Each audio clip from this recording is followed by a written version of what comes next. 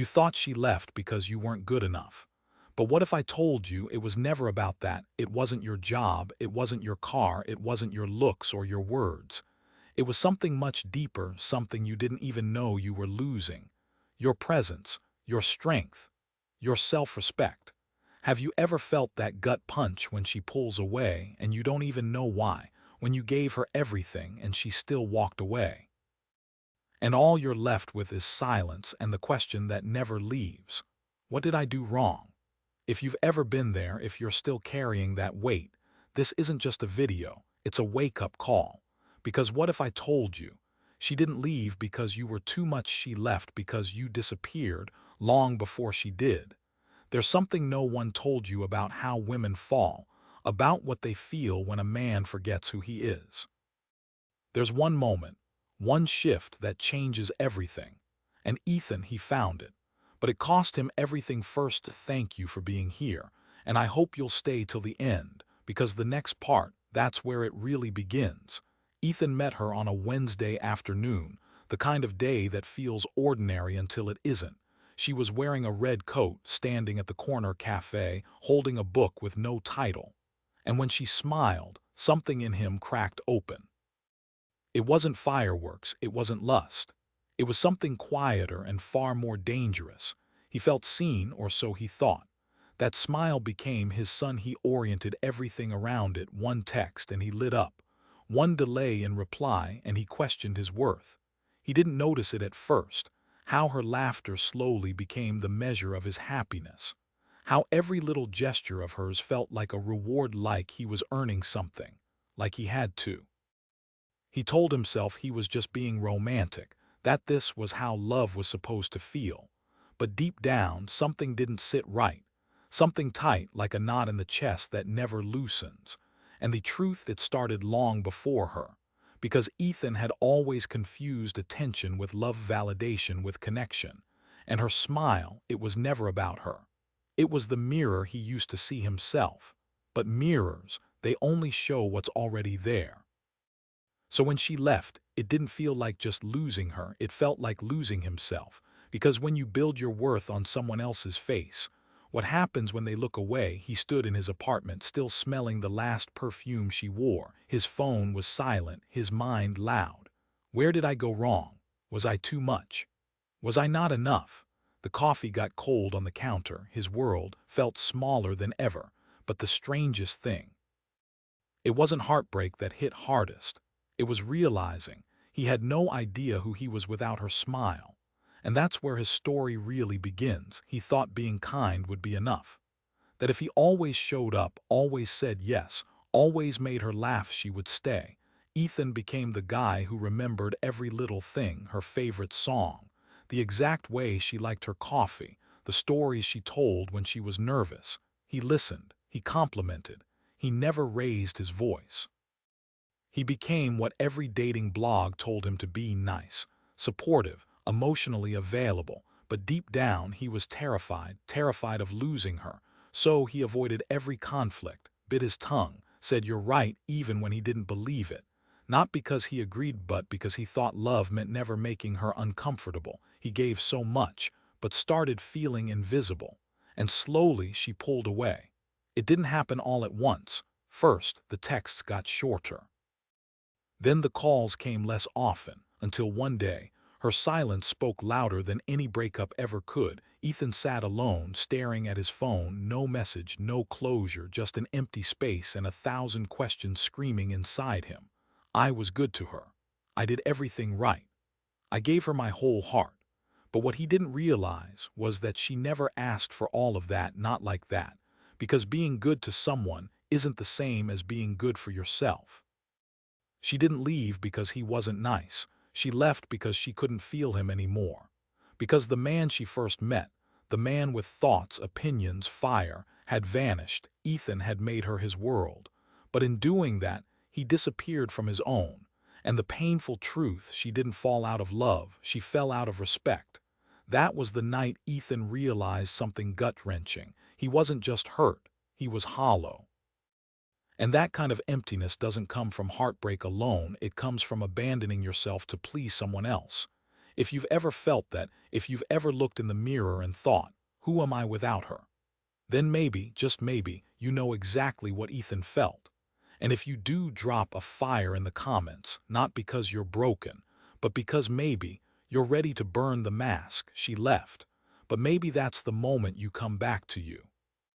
And the moment that thought landed, Ethan did something he hadn't done in years. He stopped chasing, and he started listening, not to her but to himself.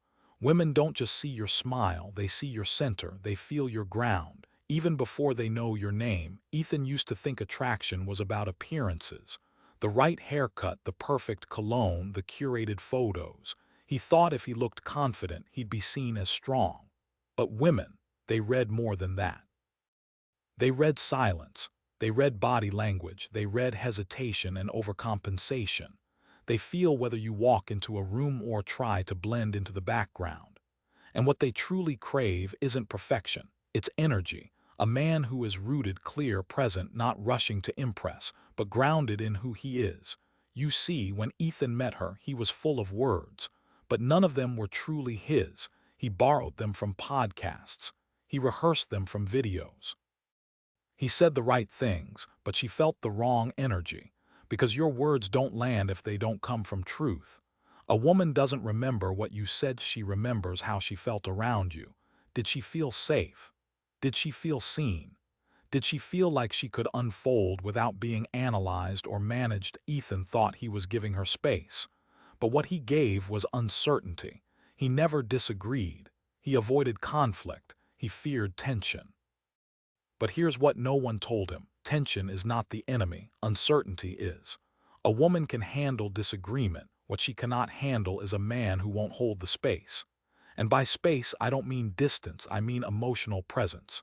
The ability to stay, to breathe, to stand. When things aren't easy, that's what she's scanning for, not just muscles, but mind, not just money, but meaning, not just what you do, but who you are when nothing's working. Ethan had never built that. He had built strategies, not self, performance, not presence, charm, not character. So when the moment came, when she leaned in, craving something deeper, he smiled. But inside, he collapsed. She felt it. She always would. Because women don't just fall in love with the way you make them feel. They fall in love with the man you are when they stop smiling. That's when the truth comes out. That's when they see if you can hold the storm or run from the wind. And when Ethan looked back, he didn't remember the moment she left. He remembered the moment she stopped reaching. Because he had nothing left to reach into. You can't fake presence. You can't copy self-worth. You can't script soul. She saw all of that before he even said hello. And when you realize that, you stop chasing her eyes and start building the man they can't look away from. That's what Ethan started doing next. Not to win her back, but to stop losing himself. And for the first time, he asked himself a question he'd always been too scared to answer. What if I stop performing and actually show up? The mirror had always been there, hanging by the hallway in his apartment, plain, simple, overlooked. But that night, after everything had gone quiet, after the calls stopped, after the texts dried up, after her scent had faded from his pillow, Ethan finally looked. Not just glanced, looked, stared, held his own eyes. And what he saw wasn't sadness. It was absence, like someone used to live there, but moved out years ago. He didn't recognize the man staring back, not because he had changed, but because he'd never really known him. All these years, he'd been building an image, pleasing others, fitting in, making sure nobody left. But he never asked what he actually wanted, not what he should want, not what looked good on paper, not what made him seem worthy, what he truly wanted. He sat down, took out an old notebook, and for the first time in years he wrote without censoring. No filters, no pretending, no audience. Who am I when no one is watching? Who do I become when love leaves? Do I even like the man I've been? The answers weren't clear, but the questions, they were finally real. He began noticing how much of his life had been lived from fear. Fear of rejection, fear of being alone, fear of not being chosen. And that fear had shaped his tone, his posture, his smile, his silence. He was never dishonest, but he was never fully honest either. Because when you live to be accepted, you hide the parts you fear might be rejected. Ethan realized he had abandoned himself long before anyone else did.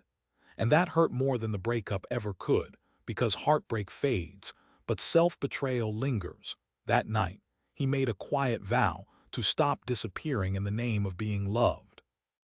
To show up fully, even if it meant being misunderstood.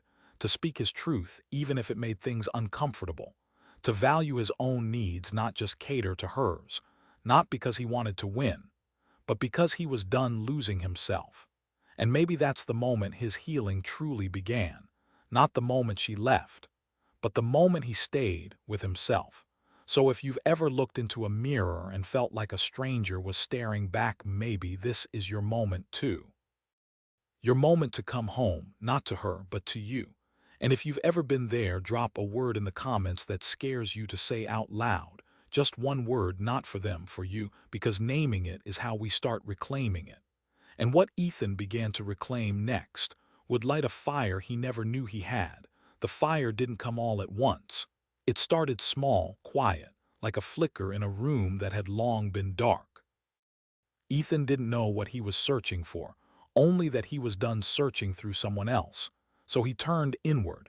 He canceled plans, turned off notifications.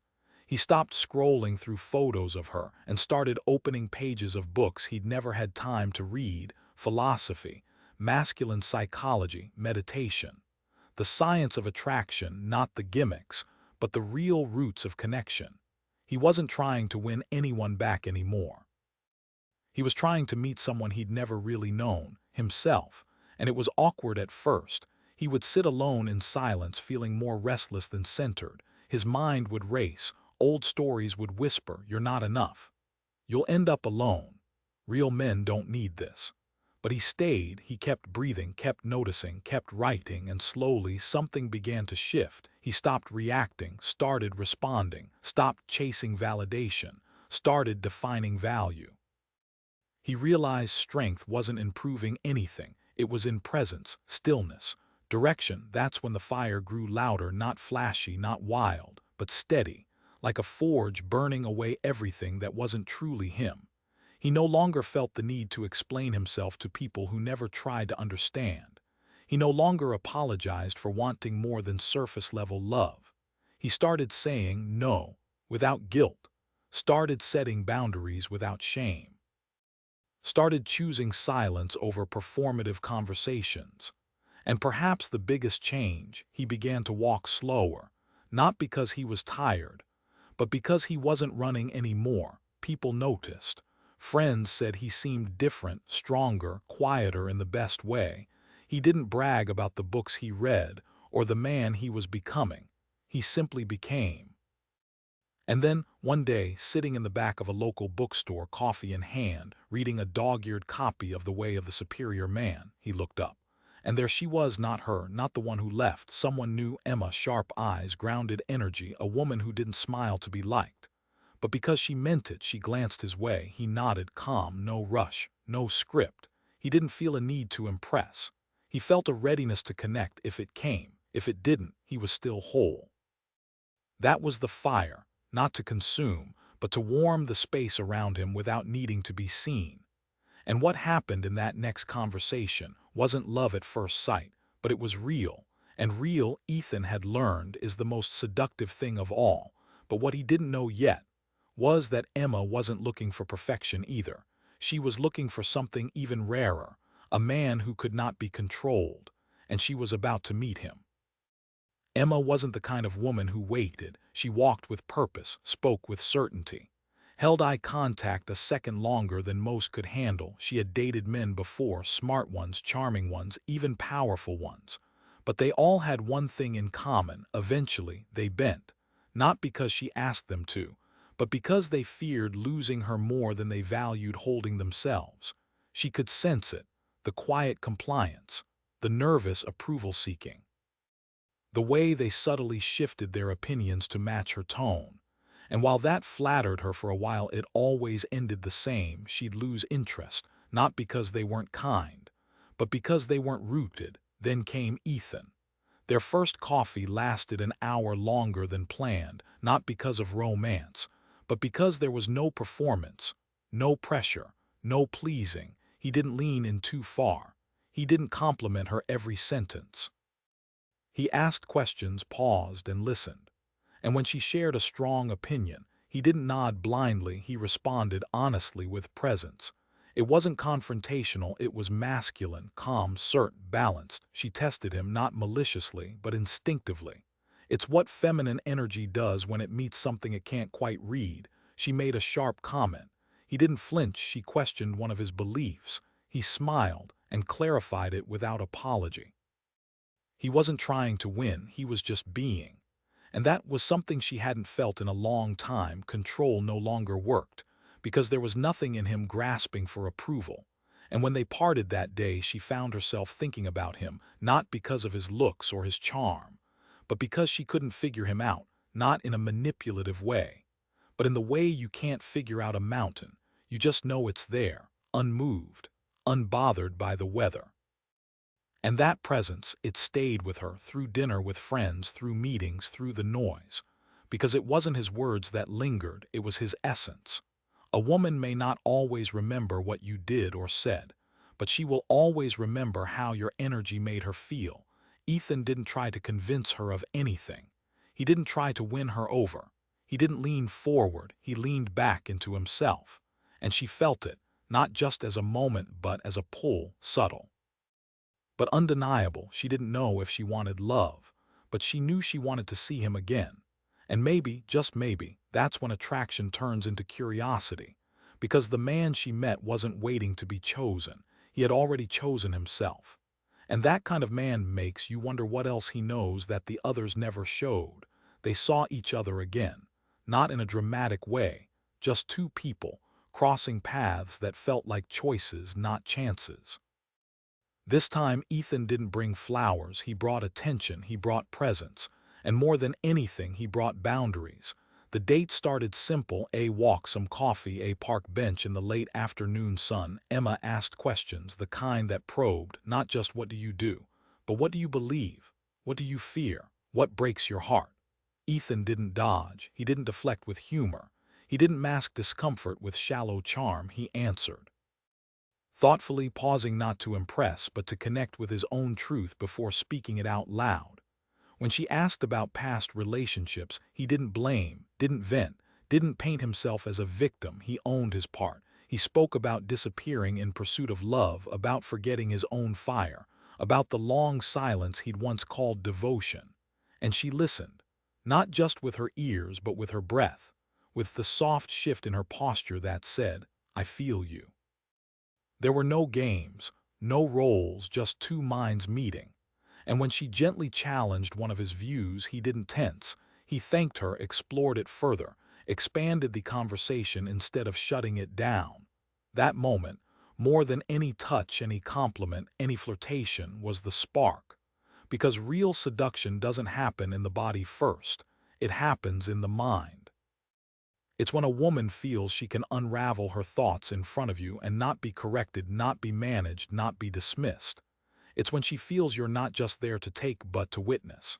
And Ethan, he didn't need her to be impressed. He just needed to be honest. He spoke slowly, listened deeply. And when the conversation paused, he let it pause, not rushing to fill the silence, not throwing in a clever line, just being there, steady, certain. And Emma, she leaned in. Not physically, but energetically. The way someone does when they realize this isn't just small talk. This is rare, this is safe, this is real. They walked in silence for a while after that, not awkward, not forced, just aligned. Because when connection starts in the mind, the body follows naturally. And when the sun dipped below the skyline and Emma turned to him with a quiet smile, there was no need for words. She felt it. So did he. Not a rush, not a promise, but the beginning of something rooted, true, unshakable. And maybe that's what modern love is missing: not better dates, not smoother lines, but deeper presence. Because when you show up like that, you don't chase chemistry, you create safety. And in that safety, desire breathes freely. That night didn't end with a kiss. It ended with a gaze, one that said, "I see you, and I'm still here." And Ethan, he didn't need more than that. Because for the first time, being chosen wasn't the goal. It was simply the result of being whole. It happened on a Tuesday, nothing big, Just a change in tone, a shift in air. Emma was upset, not at Ethan, not even really at anything specific. It was one of those days when everything feels a bit too much, when emotions spill without needing a reason, when the world presses a little too hard on a place that's already sore. She didn't hide it, didn't sugarcoat, she was sharp. A little cold, restless. Old Ethan would have panicked, tried to fix it, tried to make her smile, tried to earn her warmth again. But this Ethan, he stayed still, grounded. He didn't take it personally, didn't retreat, didn't try to match her heat with his own. He stayed present, soft eyes, steady breath, open body. She threw out a jab, testing again. Not to hurt him, to see. Are you real when I'm not easy? Are you solid when I'm storming? Can you hold space when I'm spiraling? And he did. He didn't say much, just, I'm here, take your time. It wasn't romantic, it was real. She paused, taken aback, not because she wanted drama, but because she was used to collapse, used to men shrinking, defending, explaining, escaping. But Ethan didn't flinch, he didn't freeze, he didn't fix, he breathed, he watched. He held the line, not to control, but to anchor, and in that silence, something inside her cracked, not from pain, from safety. She softened. Not because he asked her to, but because she finally could. There was no judgment, no shame, no need to pretend, just presence, just breath, just Ethan unshaken. And in that moment she realized this wasn't just a man, this was a lighthouse, not chasing her emotions, not drowning in them, just shining, consistently, quietly. And when the tears came, unexpected, uninvited, but cleansing, he didn't say a word. He just held her hand, firm, warm, real. Because sometimes, the most loving thing you can do is simply not move, not run, not react, just remain. And that moment wasn't about fixing her, it was about proving something deeper, that when the storm rises, he doesn't disappear, he doesn't change, he doesn't crumble, he stays. And for a woman who's lived through men who vanish, who flip, who fold, that's everything. That night, they didn't talk about what happened, they just sat, watched the city hum. Let the silence say what words never could. And for the first time, Emma felt something she hadn't dared to hope for, peace, not because life was easy, but because finally someone could hold steady when she wasn't. And Ethan, he didn't even need to say it, his presence said it all. I'm not going anywhere, and that was the moment she finally exhaled. Something shifted in the weeks that followed, not in Emma, not in their relationship, in Ethan. He no longer looked for signs, no longer tried to decode every word, no longer asked, does she still like me? Is she pulling away? Am I enough? Because now he knew not about her, about himself. He had walked through the ache of approval, felt the weight of being the nice guy, faced the emptiness of pleasing without presence. And now he walked differently. His pace was slower, not from fatigue, from certainty. His voice was deeper, not from trying, from alignment. He spoke less often, but when he did, people leaned in, not because he demanded attention, but because he no longer needed it. He had become a lighthouse, not for her, for himself. Work started to shift too. He didn't settle for roles that drained him, didn't stay in meetings that muted his voice. He led, not from ego, but from vision. He reconnected with old friends, the real ones, the ones who didn't need him to shrink to feel big. He set boundaries with family. Not walls, but clear lines. He stopped explaining himself to people committed to misunderstanding him. And as all that changed, something strange happened. Women noticed, strangers smiled, people listened, not because he was chasing their attention, but because energy speaks louder than effort. Emma, she stayed, but she no longer tested. She didn't have to. There was nothing uncertain to push against, nothing reactive to provoke, only presence. They talked less about feelings, but felt more in each other's presence. They planned less, laughed more, touched more softly, loved more quietly. And when storms came, because they always do, he didn't fight them, he let them pass, knowing what remained wasn't conditional. He wasn't just someone she dated, he became the reference point, the man she compared others to, the one who didn't flinch, the one who didn't chase, the one who didn't need her, but chose her. And in that choosing, he gave her something rare, not control, not promises, not fairy tales, safety. And it didn't come from armor, it came from roots. Because Ethan had finally come home to himself.